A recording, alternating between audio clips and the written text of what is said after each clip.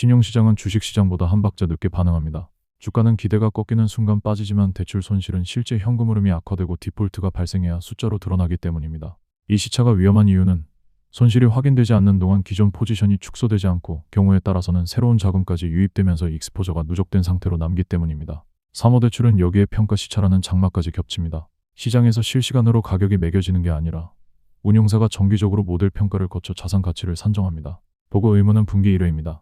소프트웨어 주가는 실시간으로 무너지고 있는데 BDC 포트폴리오에는 지난 분기 숫자가 적혀 있습니다. 그 사이에 시장은 이미 움직였습니다. 지난 5일까지 BDC를 운용하는 대체자산 운용사 블루아울 캐피털 주가가 11거래일 연속 하락해 상장 이래 최장 기록을 세웠고 26%가 증발했습니다. 이 가운데 블루아울이 운용하는 기술특화 BDC는 사상 최저가, 지난달 29일에는 또 다른 블루아울의 BDC에서 순자산의 15.4%에 달하는 환매 청구 집중 사실이 공개됐습니다. 환매가 몰리면 BDC는 보유 자산을 매각해야 하는데 사모대출은 유동성이 낮아 급매 시 가격이 크게 할인됩니다. 자산을 할인 매각하면 포트폴리오 가치가 추가로 하락하고 이는 또다시 환매 압력을 키우는 악순환 구조입니다. 디폴트 가능성이 비교적 높은 것으로 분류되는 신용등급 CCC로의 강등도 이번 매도세 전부터 가속화되고 있었습니다. 뱅크 오브 아메리카에 따르면 작년 순강등 규모가 260억 달러로 재작년에 200억 달러를 이미 넘어섰습니다. 이 스트레스가 금융섹터 전반으로 번지는 경로는 여러 갈래입니다. 첫째, 블루아울, RS 매니지먼트 같은 대형 대체자산 운용사들은 BDC 운용 수수료가 핵심 수익원 중 하나인데 BDC의 자산 가치가 하락하고 환매가 늘면 수수료 기반 자체가 줄어듭니다. 지난 한 주 동안 대체 자산운용사 주가지수가 급락한 이유입니다.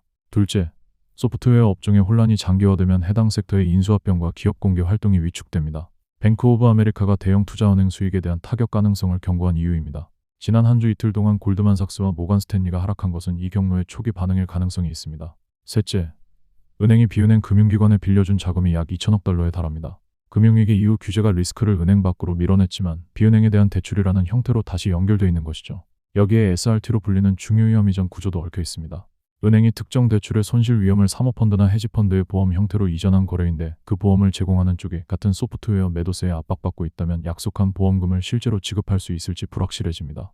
과거 데이터상 금융 ETF와 BDC 주가지수는 높은 상관관계를 보여왔고 BDC 주가지수는 이미 하락세에 있습니다. 그런데 바클레이스에 따르면 금융 ETF의 내재 변동성은 역사적 분위수 기준 10%에 불과합니다. 하이힐드 채권은 ETF는 3%입니다. 시장 참여자 대다수가 고통을 예상하지 않는 곳에서 실제 고통이 발생하는 것을 페인 트레이드라고 합니다. 아직 가격에 반영되지 않은 손실이 차후 확인될 때 금융섹터의 변동성이 지금 수준에 머물러 있을 가능성은 낮아 보입니다.